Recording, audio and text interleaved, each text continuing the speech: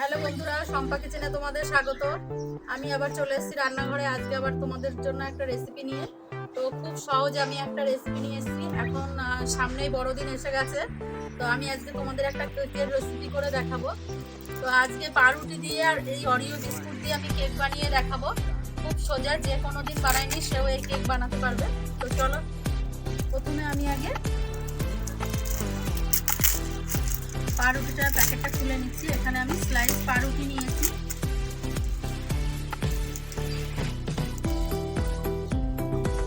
পাউরুটির ধারগুলো আমি কেটে নেব এই সাইড।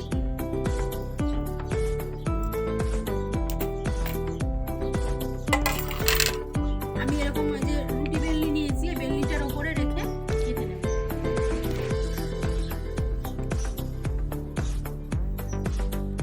একটা চাকু নিয়েছি, চাকুটা দিয়ে সমান করে এইভাবে কেটে নিতে হবে।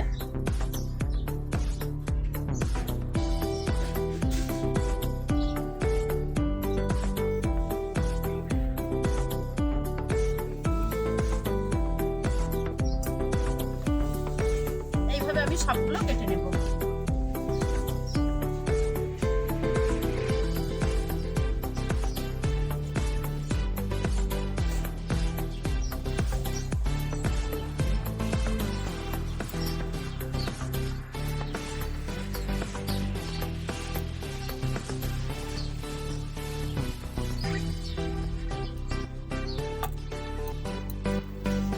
পাউরুটির চারি ধারগুলো আমি কেটে নিয়েছি সমান করে।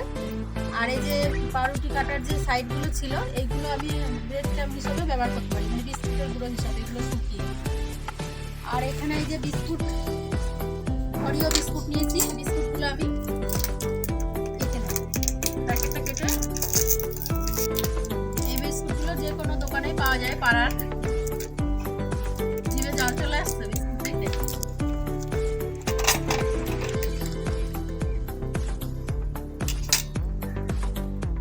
বিস্কুটগুলো তুলে ক্রিমগুলো তুলে নেব।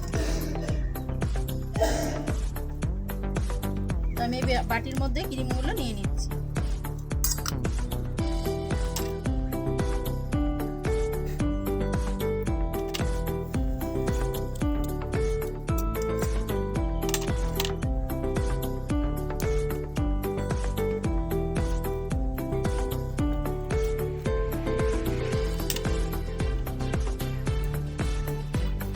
বিস্কুট থেকে সব ক্রিমগুলো আমি ছাড়িয়ে নিয়েছি। এই যে ক্রিমগুলো, বিস্কুটগুলো এখন আমি ভেঙে গুঁড়ো করে নেব। তো মিক্সিতে আমি গুঁড়ো করে নিয়ে আসব।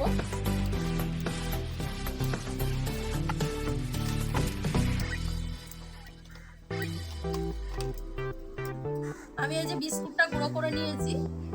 আর এখানে যে আমি সুগার সিরাপ বানিয়ে নিয়েছি, চিনি দিয়ে দু চামচ চিনি দিয়েছি, আর অল্প করে জল দিয়ে আমি এটা চিনির রস বানিয়ে নিয়েছি। আর এটা আমি এখন একটু কুসুম কুসুম গরম দুধ নিয়েছি। এই বিস্কুটের গুঁড়োটা গুলে নেব অল্প অল্প দুধ দিয়ে।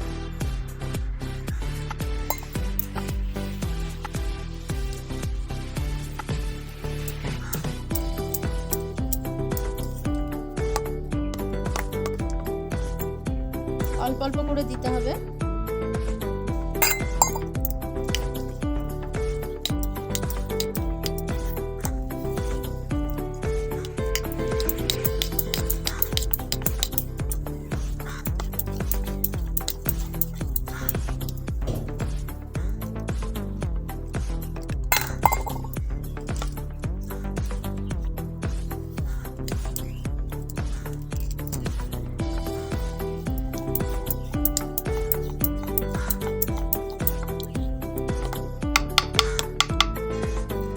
গুঁড়োটাই যে আমি দুধ দিয়ে গুলে নিয়েছি, এরকম হবে গোলাটা। একদম খুব পাতলাও না, আবার একদম খুব ঘনও না। তো এইবার আমি এই ক্রিমটা একটু তৈরি করে নেব।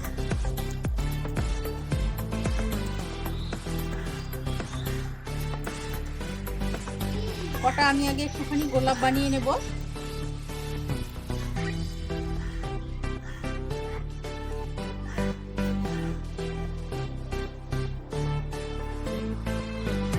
গুলোকে ভেঙে ভেঙে এইভাবে বানিয়ে নেব।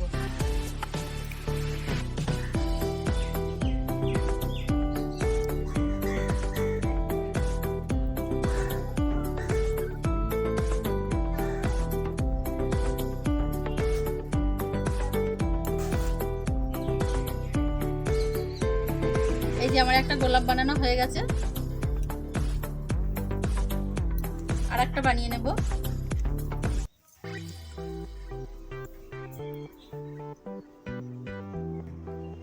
আমি এই যে দুটো গোলাপ বানিয়ে নিয়েছি, আর বানাবো না। এটাকে আমি একটু দুধ দিয়ে গুলে নেব, কুসুম কুসুম গরম দুধ দিয়ে গুলে নেব। এটাকে ঠান্ডা দুধ দিলে হবে না, একটু গরমই দিতে হবে।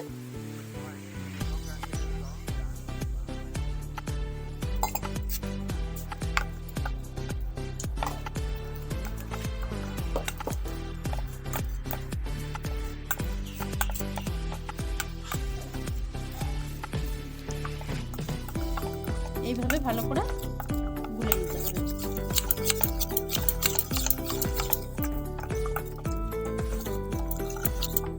আর একটু দুধ দিয়ে দেবো।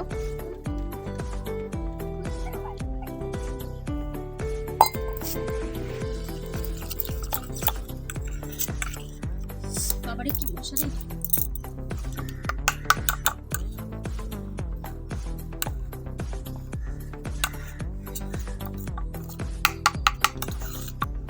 ক্রিমটাই যে আমার গোলা হয়ে গেছে, এরকম হবে।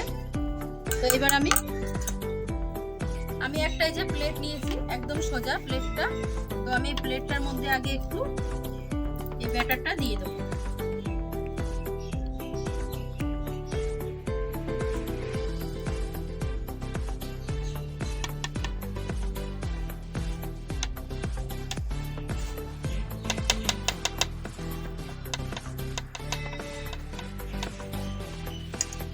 এইভাবে দিয়ে নিলাম।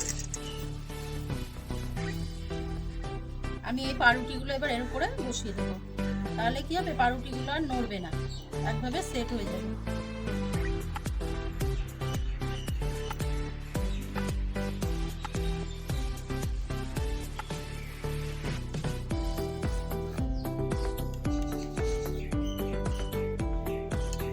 এভাবে আমি বসিয়ে দিলাম। এর উপরে এবার আমি এই গোলাটা দিয়ে দেবো। প্রথমে আমি আগে চিনির শিরাটা নিয়েছি, এই যে সিরাপটা যে বানিয়েছি এটা দিয়ে দেবো। এটা দিলে কি হবে, পাউরুটিটা নরম আর সফট হবে, আর খেতেও স্বাদ লাগবে ভালো। অল্প অল্প করে আমি দিয়ে দেবো।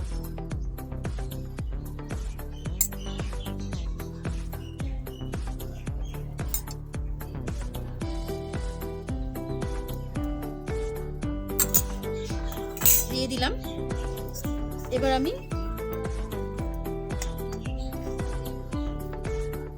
এটা দিয়ে দেবো এর উপর।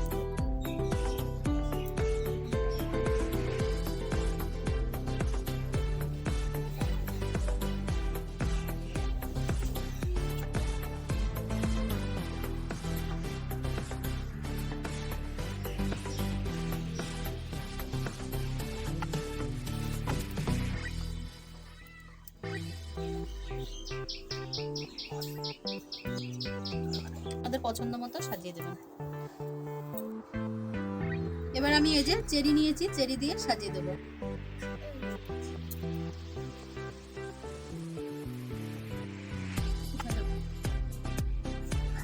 এইভাবে সাজিয়ে দিলাম।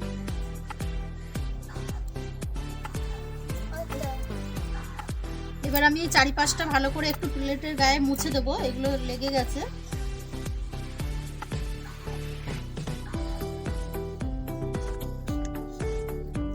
কেকটা আমার পুরো রেডি, সাজানো হয়ে গেছে। তো এখন আমি 15 মিনিটের জন্য ফ্রিজে রাখবো। তো আমাদের ফ্রিজ নেই, পাশের বাড়িতে ফ্রিজে রেখে আসবো। 15 মিনিট পরে আবার আপনাদেরকে দেখাচ্ছি। বন্ধুরা, আমার কেকের রেসিপিটা যে পুরো রেডি। 15 মিনিট পরে আমি আবার নিয়ে আসলাম ফ্রিজ থেকে। তো একদম পুরো সেট হয়ে গেছে, খুব সুন্দর হয়েছে। তো এখন আমি কেটে দেখাবো।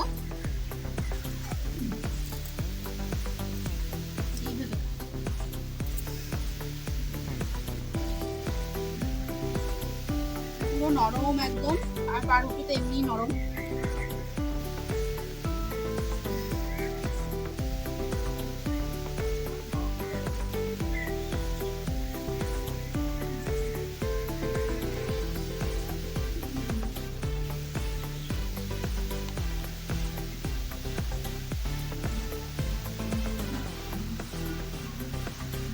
টুকরো হয়েছে, এইভাবে আমি কেটে নিয়েছি, এরকম হবে। এখন আমি একটুখানি খেয়ে দেখাচ্ছি।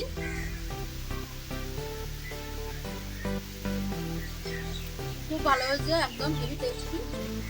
তা আমি যেভাবে বানালাম আপনারাও বাড়িতে সেইভাবে বানাবেন, তাহলে খুব ভালো হবে খেতে। আর একদম সোজা, যারা কোনোদিন বানায়নি নতুন বানাবেন তারা অবশ্যই এইভাবে কেকটা বানাবেন, খুব ভালো লাগে খেতে। আর আমার এই রেসিপিটা যদি ভালো লেগে থাকে তাহলে অবশ্যই আমাকে লাইক, শেয়ার, কমেন্ট করবেন। আর নতুনত্ব নানা রকম রেসিপি দেখার জন্য অবশ্যই আমার চ্যানেলটাকে সাবস্ক্রাইব করবেন।